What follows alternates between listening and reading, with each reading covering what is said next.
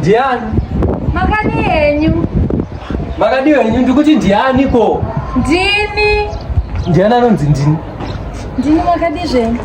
Imama imi ndati ndiani anonzi ndini? Ndini ndinoitwa Mother. Ndaonawo pakanyorwa kunzi room student saka ndikutsvaga imba. Kutsvaga imba? Kutsvaga imba. Iripo. Saka nezvibhegi renyu ikasi mukabva matoiwana mabva matotamezvo. Aiwa ndanchipa hangu kure. Alright. Saka apa maunzwa nanunzi panapa nemba? Ndanzwa patakshop pamusoro apa. Ndikanzi munoona pakanyorwa pamba pakanyorwa kunzi room student saka ndanga ndapawana. Kutsvaga imba. Saka kwese ukwamabva muundudzo kuti ndo panapa pamazongwana imba. Mother iripo here room kana utavana? Iripo imba. Asiko kana muri mbavha hatingotange kana kuti come inside. Aiwa handibe. Wow. Zvisina pindai.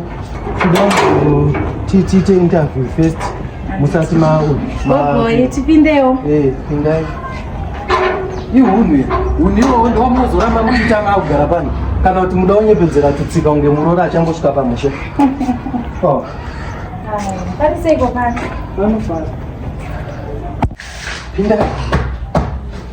Ndakatomboyeka nezuro ndikanzi ndidzoke nhasi ndinowana landlord aripo ndafara zvekuti. Mafara mandiona?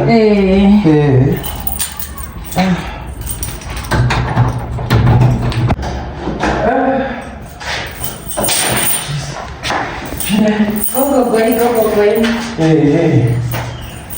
Saka ino ndoimba yacho. Alright. Handimukona. Even dziro rakapendwa. Pendi quality. Haisiye munhu, haisiye munhu. Yakatokwira ndegipendi iyo muchiona. Ukuiona? Aiwa ndikuiona. Very quality. Mawindow yakasimba zvokuti chero mukatora dombo mukamarova hatsi. Aiwa ndikuiona imba. Asi zvisinei tine regulations and zvatofanira mutemo watinofambidzana nawo pano pano. Aiwa ndizvozvo. Saka musina kuzondudza zvakawanda mune murume here naibata? Aiwa murume ndinaye asi anogara kure anodraiva magonyeti saka anoita achimboyo pano nepapo pano nepapo. Ko murume wenyu manje haiti yake yakareba here zvokuti imweni dzimwe nguva magorobheri pamangofunga anombotsva pangembedzi mako anombotsva saka nenda murume ane murefu wekuti akangomira so akaisa gurobhu zvinongoita haiti yakaita se? Aiwa ari pakati nepakati haana kureba haana kupfupika zvokuti gurobhu anozongisira mavangero. Aiwa vanokwanisa. Ko vana mune vangana? Mwana handina tiri kutonetseka nokubata mwana. Zvino hakuzoti hamusiri munenge makuzoti kandira mishonga nekuda kuzama kuti tutori muite mwana here isu hatizodi zvemhiko pano. Aiwa tinogarisana zvakanaka. Ko chikafu munobika pauto yakaita sei?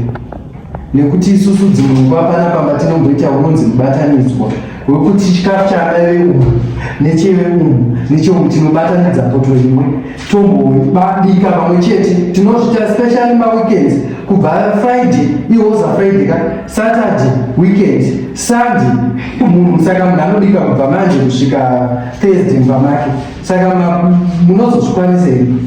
Mati unonzimwe mubatanidzwa. Tinomboita mubatanidzwa pano pamba pedu. Tinongoita zviripo tinongogarisana zvakanaka tinongoteerera mutemo unenge mandipa mama.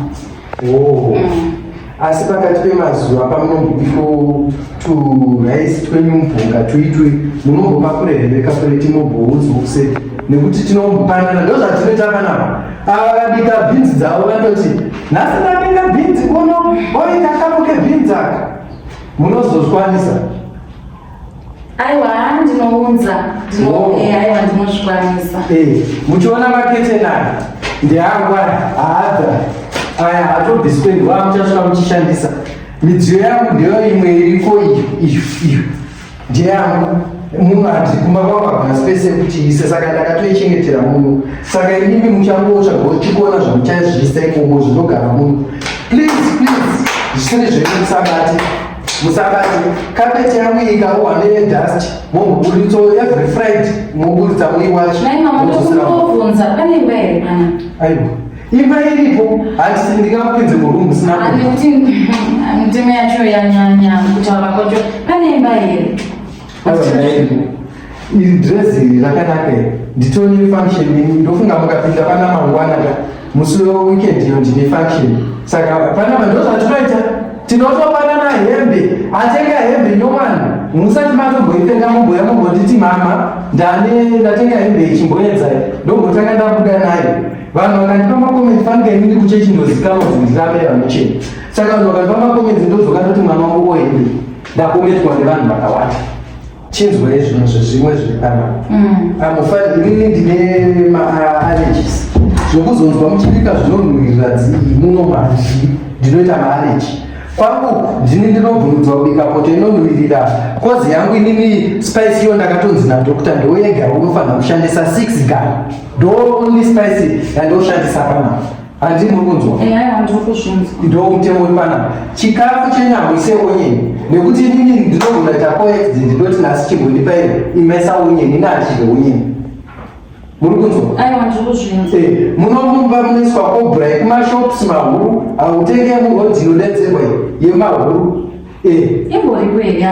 imba iripo chekupedzisira kana murume wangu aripo yedzai kukiya madhoini nepamunogona mumbogara mumba wangu anogoti achidzoka paanodzoka mumbosvikira mumba kozi wangu ireza waazeze handizodi zvokugara nchiitirana chifaiti nemumbe takasana pamarika muri kunzwa saka mari yacho mangamati kudii? Ayo mari nditori nayo ndatofamba ndakagadzirira. Mune makarenzi akaita ipi? US mama. Ndiri mwana wewe. Panapa dzimba dzepano hadzibhadharwe nemakarenzi haisi imba yekunze kwenyika. Ino inobhadharwa nemari yenyika yedu zigi. Saka ini ndichakupai akaunti mondisendera muakaunti yangu mondisira mazigi angu kana monotora kubhengi mondigira mazigi angu zvinoenderana neHS mochinjaisa kumasira mazigi. Aiwa it's okay apacheka shati munondisendera akaunti yacho ndandipe namba dzangu dzefoni. Ngendotora kambudzi kangu kuseuko tisatenda dzikisebheki basi ndambona miri mweni tone tenderai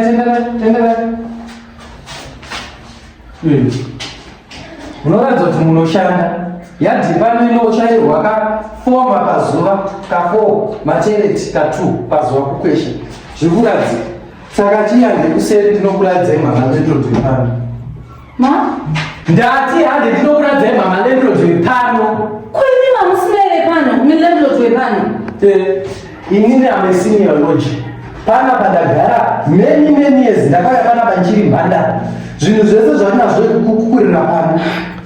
Saka all this interview was for what? Kana nyinyi muri lodge abiyamu chinzwai inini ukama zvigaro zvangu nalandlord zvangofanana na president na vice president.